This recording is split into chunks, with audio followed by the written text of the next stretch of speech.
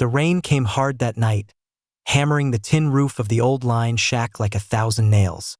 Water pooled in the wagon ruts, turning the road to a ribbon of black mud under the ghostly glow of lightning. His horse shifted uneasily, ears flicking at every thunderclap, but the cowboy kept riding, head bent low under the brim of his hat, rain streaking down his dust-worn face. Ahead, through the sheets of water, 2 small figures stood in the middle of the road. At first, he thought they were fence posts. Then lightning lit the sky, and he saw them clear. 2 children, soaked to the bone, their faces pale, eyes wide with something that wasn't just fear. "Can you be our daddy?" the smaller one asked, voice trembling over the roar of the storm.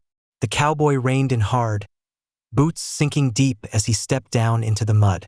For a long moment, he just stared at them, water streaming from his hat. There were 1,000 reasons to walk away.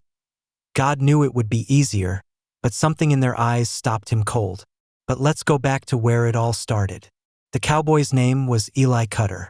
Folks in town called him a good man, but not a soft one. He ran a modest cattle spread along the edge of the Brazos, far enough from trouble to keep mostly to himself. He'd been a husband once, a father almost, until a fever took the woman he loved and the baby she carried. That was years back, but grief had a way of settling into a man's bones, making him quieter, harder. Most days, Eli rose with the sun, tending cattle and mending fences under the big Texas sky. Evenings, he sat alone on the porch, a half-empty chair beside him, the land stretching out like an ocean of grass and dust. People in town sometimes asked why he never remarried, why he never went to church socials or barn dances. Eli just shrugged. Some holes don't get filled.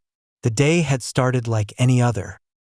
He'd ridden to town for salt blocks and a new cinch strap, nodding politely at the shopkeeper, tipping his hat to passing ladies. Conversation in town always drifted to the same topics: cattle prices, the new schoolteacher, the threat of rustlers working the Southern Trail. Nobody talked much about the families drifting west, desperate and broke, trying to outrun hunger or their own mistakes. But Eli had seen them: wagons with sagging wheels, barefoot children clinging to weary mothers, men too proud to beg but too beaten to keep moving. They always passed through, always left someone behind.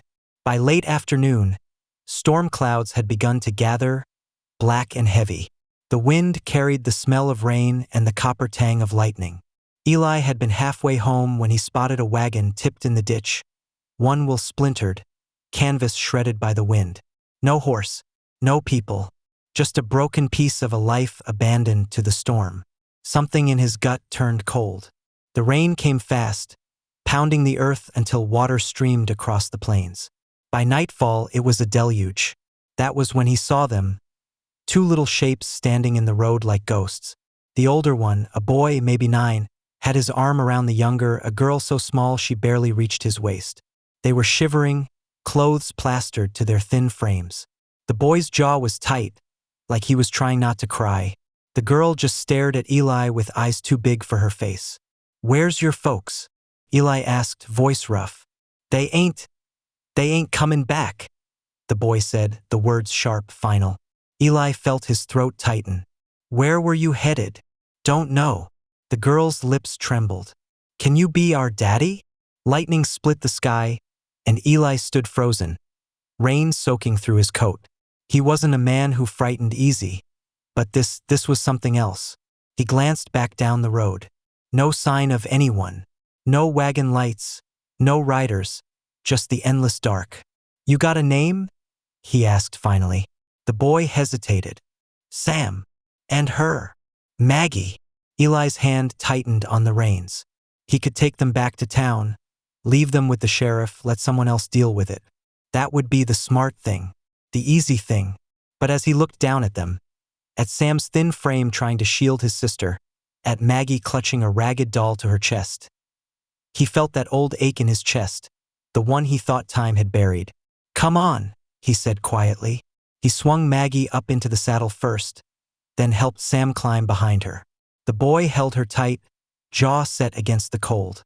Eli took the reins, leading the horse on foot through the mud. Lightning flashed, thunder rolled, but he didn't look back. Far off, a coyote howled, sharp and lonely against the storm. The storm had blown itself out by morning, leaving the world washed clean and heavy with the smell of wet earth. Eli's small cabin stood on a rise above the Brazos, its porch slick with rain, the barn roof still dripping. He'd bedded the children down in the spare room, a place that hadn't seen use in years. His wife had once chosen the faded quilt for it, back when they thought it would hold a cradle instead of dust. Now, as dawn light bled across the horizon, Eli stood in the doorway, watching Sam curl around his sister like a shield. Maggie clutched her ragged doll even in sleep, her small face streaked with dried tears and dirt. Eli stepped back, his boots creaking on the old floorboards. He poured himself coffee, black and bitter, then sat at the table staring at nothing. He'd brought strays home before. A starved dog, a calf found half dead in a creek bed. But this was different. These were children. Children who had looked at him like he was the last thing standing between them and the dark. By mid-morning, they were awake. Sam refused food at first, keeping a wary eye on Eli, but hunger won out. Maggie ate in silence, her small hands trembling as she lifted each bite. "You got folks in town?" Eli asked gently. Sam shook his head. Pa said we were going west. Ma got sick on the trail. He buried her. Then, his voice broke, but he forced the words out. Then Pa said he'd get help. He didn't come back. Eli felt the weight of it settle on him. He'd seen men abandon their families before. Poverty made cowards out of some. "You can't stay here," Eli said finally. "Town's just a half-day's ride. I'll talk to the sheriff, see about. You'll give us away?" Maggie's voice was small but sharp, like a splinter under the skin. Eli opened his mouth, then shut it. That afternoon, he hitched the wagon and took them to town. The streets were still muddy, horses splashing through puddles as men called out greetings. The saloon's piano banged out a crooked tune, and the blacksmith's hammer rang in steady rhythm. People stared as Eli walked up to the sheriff's office with two soaked, ragged children in tow. Sheriff Cole was a solid man with a graying beard and eyes that had seen too much. He leaned back in his chair, studying Sam and Maggie. "Found them in the storm," Eli said. "Wagon broke down out by the southern trail. No sign of their folks." Cole grunted. "We got no orphanage, Eli. Closest 2 towns over, and that's if you can pay for the stage." "They'll end up on the streets," said Mrs. Walker, the general store owner's wife, who'd stepped in to listen. "Or worse. Lord knows what kind of men'll take an interest." Eli felt Sam's hand tighten on Maggie's. "Best you leave him with me," Cole said. "We'll find someone to take him in." But Eli knew what that meant. Someone would take them as farmhands, maybe worse. He crouched down to Sam's level. "You trust me, boy?" Sam hesitated, eyes darting to the sheriff, to the staring townsfolk, then back to Eli. He gave the faintest nod. Eli stood slowly. "They're comin' with me." A murmur ran through the room. "You sure about that?" Cole asked. "Ain't easy raisin' kids that ain't yours." "I know." Eli's voice was steady. Mrs. Walker frowned. "Eli, people talk. You're a single man, livin' out on the edge. Folks don't take kindly to." "I said I know." Cole exhaled, shaking his head. "Your choice, Cutter. But don't say I didn't warn you. You're stirrin' up more than you realize." On the ride back, Sam sat stiff in the wagon, silent. Maggie leaned against Eli's arm, her tiny fingers tangled in his coat sleeve, as if afraid he'd vanish if she let go. By the time they reached the cabin, the sun was dipping low, painting the wet grass gold. Eli helped them down, his movements careful, deliberate. "You're stayin' here now," he said quietly. Sam's chin trembled. "Even if people don't like it?" Eli crouched down so they were eye to eye. "Don't matter what they like. What matters is you're safe." But as night fell and the lantern light flickered against the cabin walls, Eli felt the truth settle heavy on his shoulders. He'd made a choice, and choices like that never came without a price. The price came sooner than Eli expected. 2 days after he'd brought Sam and Maggie home, riders started coming up his trail. Not neighbors dropping by for coffee, Men with hard eyes and loose tongues, looking for trouble under the guise of concern. The first was Hank Brewer, a cattleman whose spread bordered Eli's. He showed up mid-morning, reins in one hand, a scowl on his sunburned face. "Heard you picked up some strays," Hank said, spitting into the dirt. "They're kids, Hank. Kids ain't cattle, Cutter. You can't just take 'em in like you're feedin' a runt calf. Word is their pa's a drifter. You really want to saddle yourself with his mistakes." Eli's jaw tightened. They didn't choose to be left behind. Hank leaned in, voice dropping. "This ain't about charity. You're a single man living out here alone. Folks are already talking, saying it don't look right. Folks can say what they want." Hank snorted. "You think Cole's gonna let this slide? Sheriff's just biding time, till someone with more money decides they want themselves a pair of helpers. Those kids'll be gone, and you'll be branded a fool for getting attached." Eli stepped closer, his voice low but firm. "You done, Hank?" Brewer smirked, swung up on his horse, and rode off. But he wasn't the last. By sundown, 2 more riders came, brothers from town, offering advice on why Eli ought to let the sheriff place the children elsewhere. The next morning, Mrs. Walker came herself, a pie in her hands, her eyes full of pity as she said, "Eli, you're not thinking straight. Those children need a family, not a lonely man haunted by ghosts." Eli thanked her for the pie, but his voice stayed cold when he told her to leave. Sam heard every word. That night, after Maggie had fallen asleep clutching her doll, Eli found Sam sitting on the porch, knees pulled to his chest. "You're thinking about leaving, ain't you?" Sam asked quietly. Eli leaned on the railing. "Why would I think that?" "'Cause everyone says you shouldn't keep us." Sam's eyes were dark in the lantern light. "And I don't want to be no burden." Eli crouched down beside him, his voice steady. "You listen to me. You and your sister, this is your home now. Ain't nobody taking you from it." Sam stared at him for a long moment, then nodded, though his face stayed tight. But the next day, trouble arrived that couldn't be turned away with words. It started with hoofbeats, distant at first, then louder, echoing against the wet ground. Eli stepped out onto the porch, rifle slung loose in his hand. 5 riders came up the trail, all strangers. Their horses were lean, mud-slicked, eyes rolling white. The men wore pistols low on their hips, one with a scar splitting his cheek, another with a wide-brimmed hat pulled low.